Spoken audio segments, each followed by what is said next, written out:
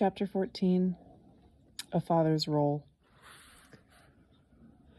My son, my little Vladimir, finally fell asleep. After his feeding, he played for a while with something in the grass. He felt a cedar cone which had fallen to the ground and tried to lap it. He looked up at the clouds floating by in the sky. He listened to the birds sing, then climbed up a little hill where the grass was thicker, curled up, closed his eyes, smiled at something, and fell asleep. Anastasia ran off to take care of some sort of tasks of her own. I set out for a walk in the forest alone, immersing myself in thought to the exclusion of everything around me. At the same time, I couldn't get rid of the alternating feelings of joy and disappointment. I sat down under a cedar tree at the edge of the lake and decided to just sit there without moving until I thought of some way that I, as a parent, could contribute to my child's upbringing. I had to think of something to make him feel like his father was the most important thing in his life. When Anastasia approached, I didn't feel like talking with her at first.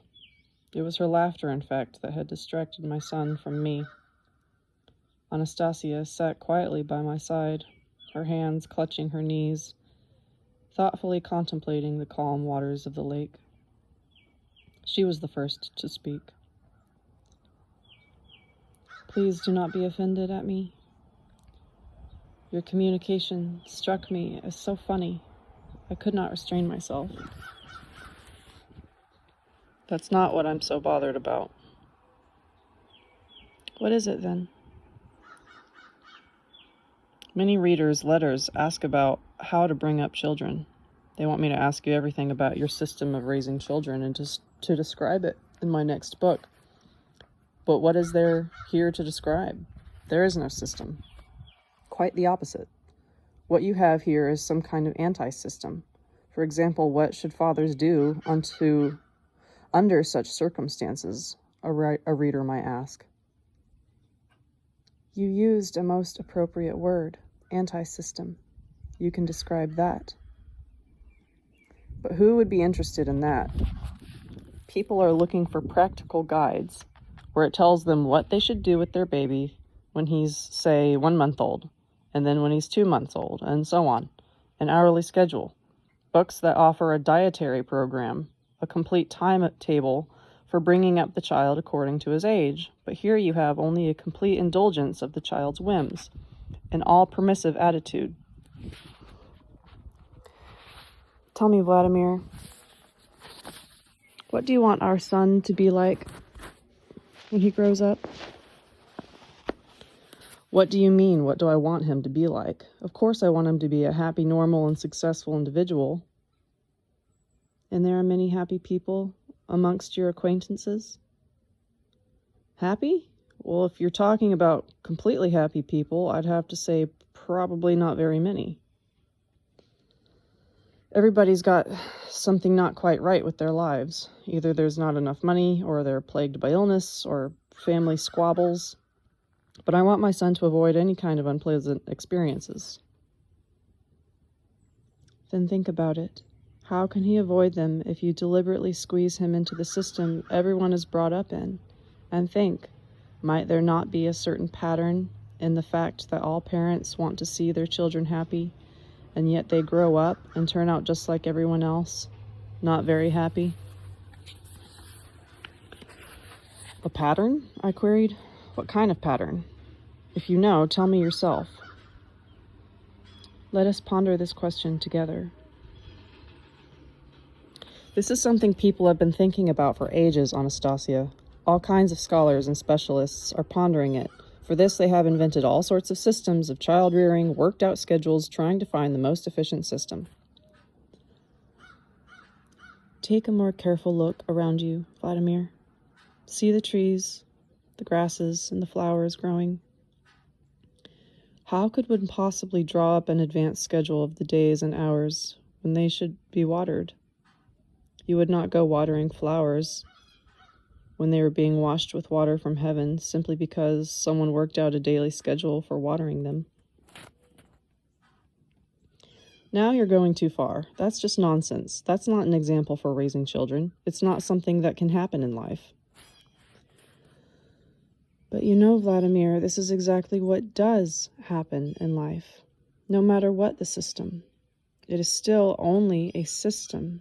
It is always calculated to wean the heart and soul away from man when he is still small, to subject him to the system, so that he grows up like everyone else in a way that will fit the system. And it goes on for ages on end, so as to prevent the human soul from experiencing clarity of vision, to prevent man from discovering himself and his beauty as a whole with a God-given soul. Yes, man, the ruler of all the universe. Hold on a moment. Don't get carried away beyond my reach. Speak calmly and use everyday speech. What do parents need? What do parents need to do to make it so? So that a child will grow up, as you say, with a soul that is free to be rulers of the universe and happy, as God himself has wished. They must not interfere. They need to see their children clearly in their own thinking, the way God himself has wished. It is the aspiration of all the forces of light in the universe that each newborn child be endowed with the very best of creation.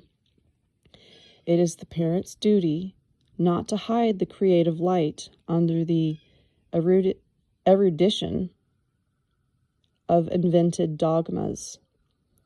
For ages upon the earth, debates have arisen as to which system might be the wisest. But think about it yourself, Vladimir. Debates arise where truth is hid from sight. Fruitless debates can go on forevermore as to what might be found behind the closed door. But one has to open the door, and it will be very clear to all, and there will be nothing to debate, since everyone will be able to see the truth for himself. But in the final analysis, who will open this door? It is already open. All that remains is for the eyes of the soul to be opened to see and gain awareness. Gain awareness of what? You are asking me about systems. You were mentioning the schedules and everyday regimes and how someone sets them forth for people in books. But think about it. Who can tell more clearly about creation than the Creator himself? But the Creator doesn't tell anything. Up to now, he has hardly said a word. Nobody hears his words. Words thought up by man have many meanings. The Creator patiently and lovingly speaks with each one of us through splendid, imperishable acts. The rising of the sun and the silvery sheen of the moon, the soft mist and tender dew, playing with the sun's rays and drinking in the heavenly blue. The universe is filled with so many clear examples just like that. Just look around you. They touch you and everyone else too. Again, if everything Anastasia said about child rearing were to be laid out, the result would probably be the complete opposite of how we handle this matter today. I have already said that to Anastasia, along with her forebears through the ages. I have already said that Anastasia, along with all her forebears through the ages, treats a newborn as a deity or an immaculate angel. They consider it totally unacceptable to interfere with the child's thought process. Anastasia's grandfather and great-grandfather were able to observe for long periods at a time for how their little granddaughter would be fascinated by a bug or a flower or the contemplation of something. They tried their best not to distract her with their presence. They would converse with her only when she herself paid attention to them and showed a desire to communicate. Anastasia maintained that the very moment I was observing little Vladimir contemplating something in the grass, he was becoming aware not only of the bugs, but of all creation. According to her, a bug is a more perfect mechanism than any manufactured product, let alone a primitive construction set. A child provided with the opportunity to communicate with these perfect beings will himself become more perfect than through communication with primitive, lifeless objects. Besides, as she maintains, every blade of grass, every bug, is interrelated with the whole of creation, and subsequently aids the child in becoming aware of the essence of the universe and of himself as a part of it, to become aware of his innate purpose. Artificially created objects have no such connection and do not arrange priorities and values in the child's brain in the right way. To my observation that the conditions in which she, and now our son, were being brought up were totally different from those which children of our civilized world are to be raised, she responded as follows. Even in the mother's womb, and especially when a helpless infant, as it seems, is given birth in the world, the forces of light and the universe rejoice. They rejoice in the trembling hope that the newly arrived immaculate godlike man will become their kind ruler and intensify the light of love from the earth. Everything has already been provided for him by the Creator, through a bug, a tree, a blade of grass, a seemingly ferocious beast. The universe is prepared to be a good nurse for him. Even in a man outwardly small, we see the great work of the Creator of all. In a burst of bright inspiration, man has been co-created by the Creator, and with his birth has been created for him a paradise on the earth. No thing and no one has power over the Creator's supreme co-creation. His bursts of love and bright inspiration are already comprehended in each engendered moment for the world. Of all the beings in the unfathomable universe, only one is capable of influencing his destiny by only one is capable of influencing his destiny by coming between God, paradise, a star of happiness, and man. So, I queried, does that mean that there is a being in the world more powerful than God? There is nothing in the world more powerful than divine inspiration, replied Anastasia. But there is a being equal to it in power, capable of coming between God, the most tender educator, and the angelic child, man. And who is that, and how is he called? That being man the parent. What? How can it happen that parents can wish unhappiness for their children? Everybody wants happiness, but they have forgotten the path to happiness. That is why they are perpetrating violence out of good intentions. Can you offer proof? Even just a little of what you say? I asked. You spoke of various systems of raising children, Anastasia responded. Think about it. There are many systems, but there is only one truth. And this alone means that the many are leading in the wrong direction. How can one tell the true system from the false one? Try to take a look at life with an open heart. Purify thought from vain and fruitless art, and then you will see the world, the Creator of the universe, and yourself.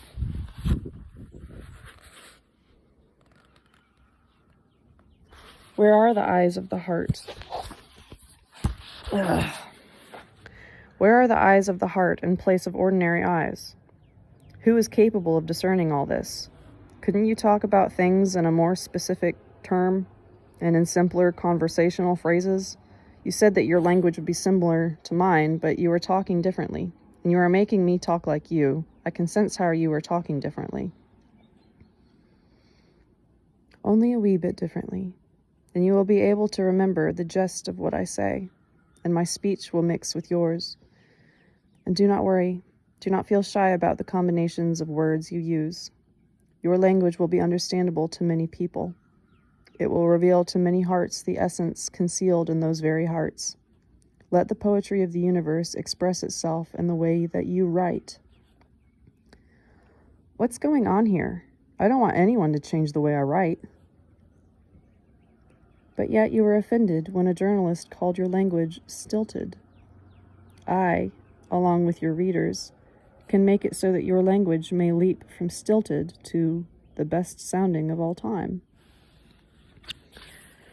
Well, okay, let's have it that way down the road, but for now, I just want to hear simple language. As it is, the issue is so complex, it is incomprehensible.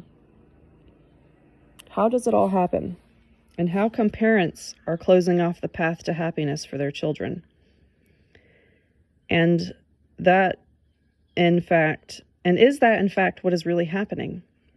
First of all, I have to be convinced that that's really the case. Fine. If you want to be convinced, try recalling scenes from your own childhood. But that's hard to do. Not everyone can recall things that happened in their infancy. And why might that be? Is it not because memory attempts to spare our feelings and excise what is empty and fruitless? It tries to erase any suggestion of hopelessness, to rub out what you have experienced in your mother's womb when you sensed the world's verbal abuse through the sufferings of your mother. Do you want me to help you recall the other things? Well, you can give it a try. What other things were there that have gone from my memory? The other things are not things you wish to remember. You are reluctant to remember how you, the ruler of the universe, lay all by yourself, helpless in your crib. You were so tightly wrapped. It was like being bound in a cocoon, and smiling people decided when you should eat and when you should sleep. You wanted to think everything through for yourself, to make sense of what was going on. But so often they would simply make cooing sounds and toss you up toward the ceiling. But what for? You never got a chance to think about that. After growing a little, you began to see a great many things around you that had no voice and no heart. But you were not allowed to touch them. You could only touch those things which people handed to you. And you resigned yourself to trying to figure it out. Where was the perfection in any of the joy toys you were offered? But there was no way you could have found out in this absurd primitive object what had never been there in the first place and never could. But still you kept searching. You did not completely give up. You felt things with your hands. You tried to bite them, but to no avail. You did not find any explanation. That was when you first wavered. You, who were born to be a ruler of the universe. You decided that you were unable to decide anything for yourself. You were betrayed by those who gave you birth, and you betrayed yourself. You talk about the events of my life. Was there anything in which I was different from other kids? I am speaking specifically about you, about those who are listening to me at the moment. So that must mean that there are many rulers of the universe, if each one of us is born to be one. But how can that be? What sense does it make being a ruler if there are many ruling over the same thing? Or does that mean that there are many universes? There is one universe, just one, indivisible. But in that one universe, each one has his own space and is responsible for the whole. Each one is responsible. So where is it? My space, I mean. It has been lost, but you will find it. When did I manage to lose it? When you gave up. What do you mean I gave up? I was just like all the other kids. Like all the other children, you believed in the kindness of people around you. You believed in your parents. And you began more and more to repress your own desires. and you accepted their belief that you were nothing but an ignorant, insignificant youngster. And the sensations inculcated in you by the abuse of your childhood kept on haunting you throughout your life, even to the point of attempting to reproduce them themselves in your offspring. You went to school just like everybody else. There you were told how man was nothing but a monkey, how he was a primitive creature, how foolish he was to believe in God. You were told about how there was just one leader who knew everything, a leader chosen by the people, a leader who alone was more worthy and more intelligent than anyone else. And you got carried away with poems about that leader. You began glorifying him without a second thought. It wasn't just that I extolled and read verse as I was told. I actually believed it back then. Yes, many people read verse. There were even competitions to see who could extol him better than anyone else, and you tried to be the best. So did everyone else back then. Yes, the whole system demanded that everyone have the same aspirations, and thereby perpetrated violence on everyone. It tried to break people to preserve itself. But then all at once, partway through your life, you discovered that there were a lot of systems out there, and that they were all different. Then you discovered that man, quite possibly, was never a monkey, that the very wise leader turned out to be a stupid tyrant, and it all turned out that your generation had been living life all wrong. Now there was a new system to live by. And then you became a parent, and unthinkingly you handed over your daughter to the new system, as though you were doing her a favor. You were not thinking as you did before. You used to wonder when your toys made noise, but you don't wonder anymore. Having accepted abuse yourself as a normal state of affairs, you began abusing your own child. Century after century, various systems have come and gone, one after the other, but all with a single goal: to kill you, a ruler and wise creator, and transform you into a soulless slave. The system operates through parents and through those who proclaim themselves to be wise teachers. They will come up with new teachings, thereby engendering a whole new system. And it does not take much investigation to see clearly that they are motivated by the age-old ambition to separate you from God, to come between you and make both you and God try to live and work only for them. This is the core of any system. And you, Vladimir, started asking me to create yet another system. I shall not be able to fulfill your request. You must look around you. Try to make sense of the things through your heart alone. Tell me, Anastasia, what about our son? Do you mean to say that living out here in the dense taiga among the wild beasts, he has not known violence, even in the least? He knows neither violence nor fear. He is ever more confident that everything here is subject to man and that man is answerable for everything. But wasn't it violence, at least in a small degree, when the bear lapped his dirty bottom after he woke up? When he fell on his stomach after the bear lapped him? And she did this a second time after he began crawling again.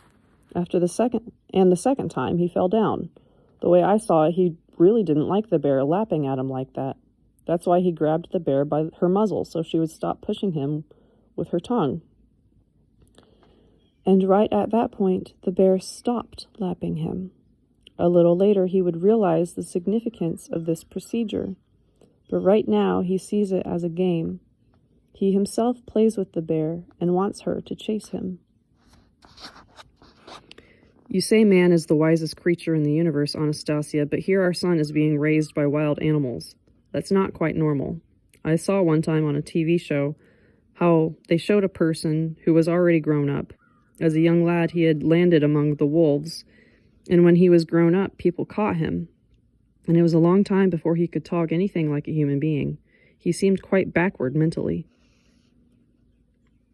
As far as our son is concerned, Anastasia replied, all the wild animals do not serve as child raisers, but rather as good, kind, capable nannies who sincerely love our little boy. And there is no doubt that they would be ready at any moment to give their lives for their little fellow.